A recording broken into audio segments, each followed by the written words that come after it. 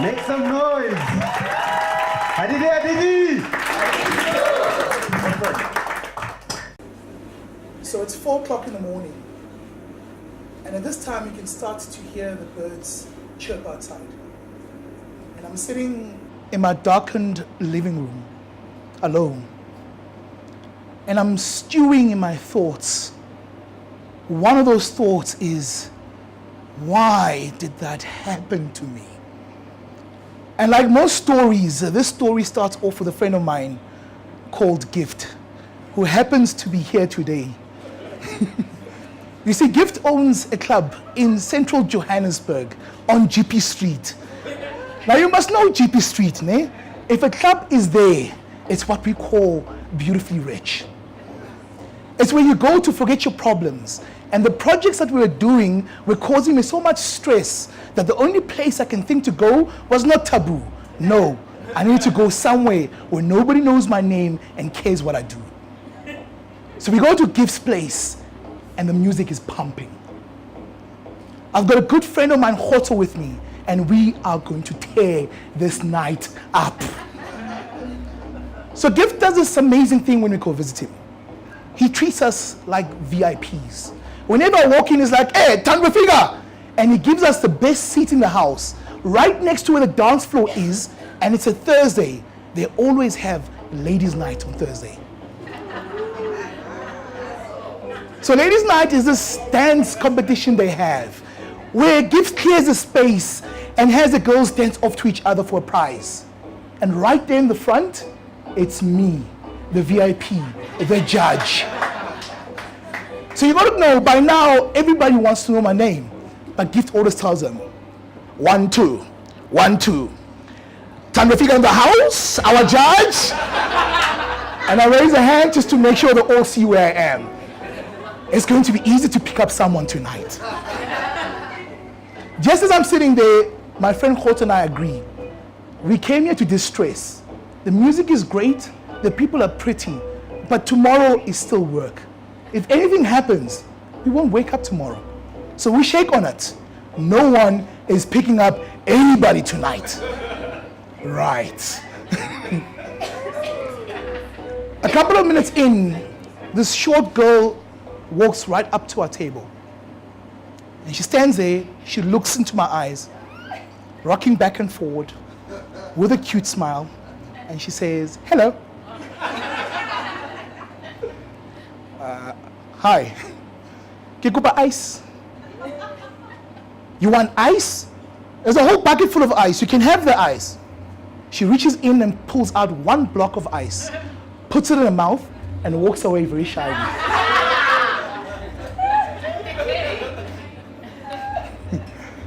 The night continues, and about 15 minutes later, she comes back, and she rocks there.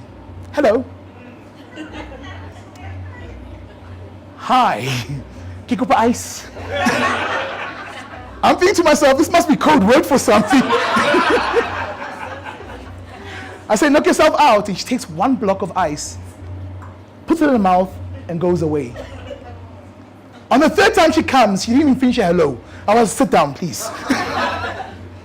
And she tells me that, I've been sent with a message. I'm like, okay, that's intriguing. A friend of mine likes, and I'm thinking, okay, it's getting interesting, your friend over there. I'm like, hot. So they then come and join our table, and now it's the 4 of us on the table. Before long, she vanishes off with a boyfriend. She really did come there to deliver a message.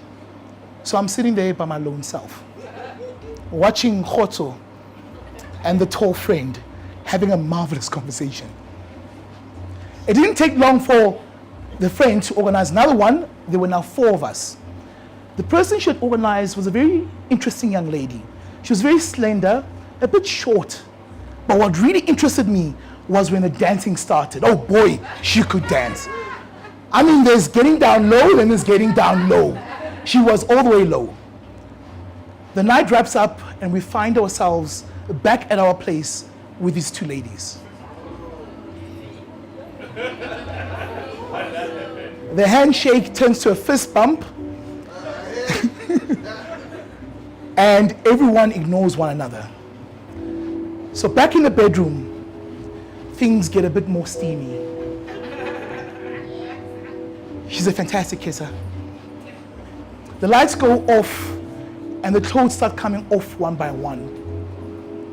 And at a moment when we know what needs to happen, I reach down and she has a penis.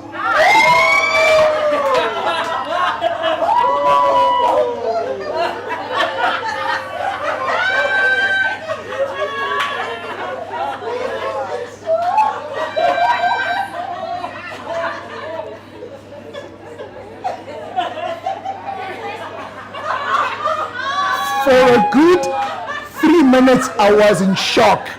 I go to my friend's room, I knock on the door. Hey! She got a dick! She got a dick! He replies, I'm sorry about that. Mine doesn't. So I'm sitting in this lounge and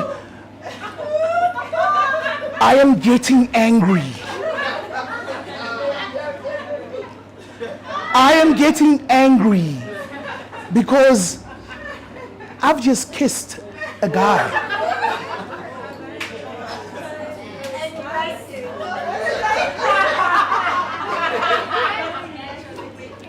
Get out! Out of my house! Both of you! I don't care about your bags, foot tag! No, I will not give you a lift. You can find your own bloody way home.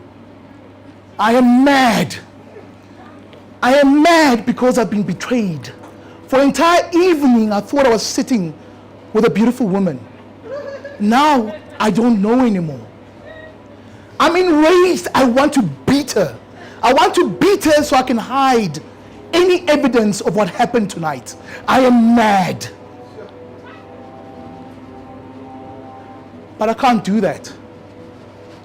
I can't just walk back in the room and kick someone out like that.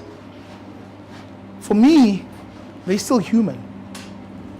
They're a person. They know what they did and why they did it. I'm just angry that it cost me at the sake of my betrayal for her to get what she wanted.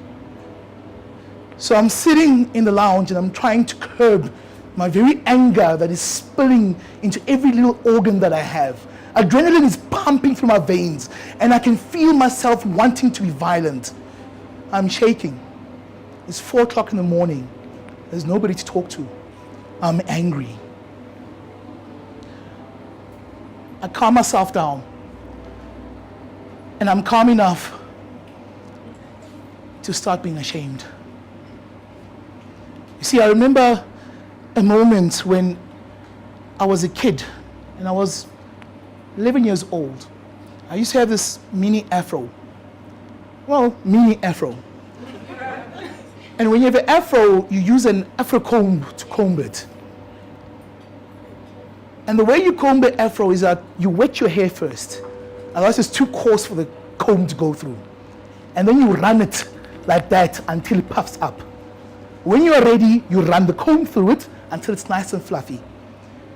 In my case, I used to take my comb and run it backwards in my afro to try and get it to come together. And my father would see me and say, what are you doing? I say, I'm coming well. Brushing my hair.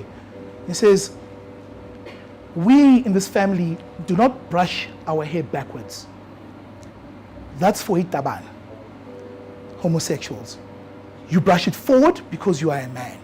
And no son of mine will ever be a homosexual. A small thing like brushing your hair to my father could identify you into any of the sexes. My whole life, small things from how you stand, how you greet another man, how you look into their eyes made all the difference. That's what made you a man. In fact, the girl that you had next to you and the number of the girls you had made you a man. I'm Swazi. Our king has multiple wives. All this comes back to me as I sit in that lounge thinking about what just happened. I'm ashamed.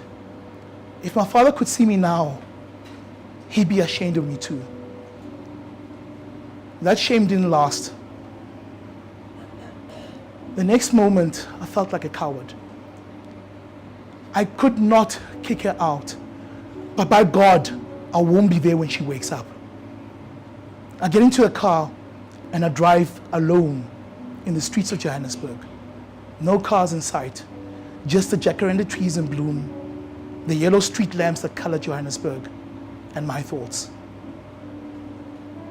Eventually, I park in one of the suburb streets where I could see a little bit of the sun rising in the horizon. There's no radio in the car, just my thoughts. I'm no longer angry, but I still feel ashamed.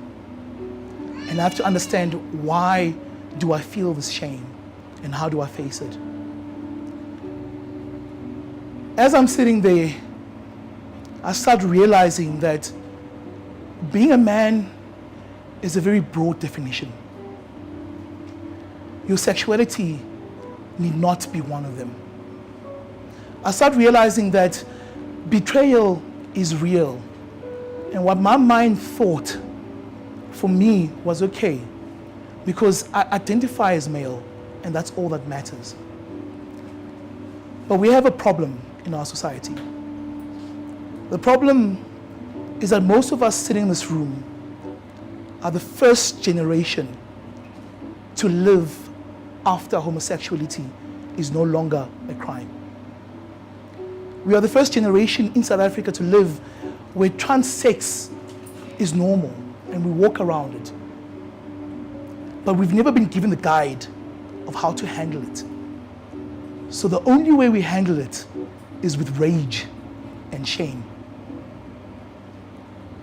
I sat there in that street watching that sunrise, still very shameful to go back home.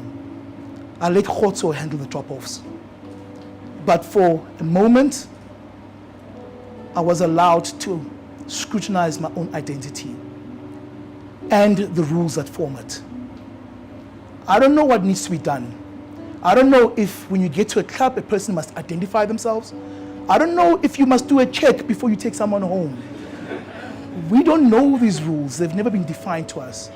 But what I do know is, together as a society, we need to find an answer to yet another challenge that poses our society. And I do hope we find that answer soon.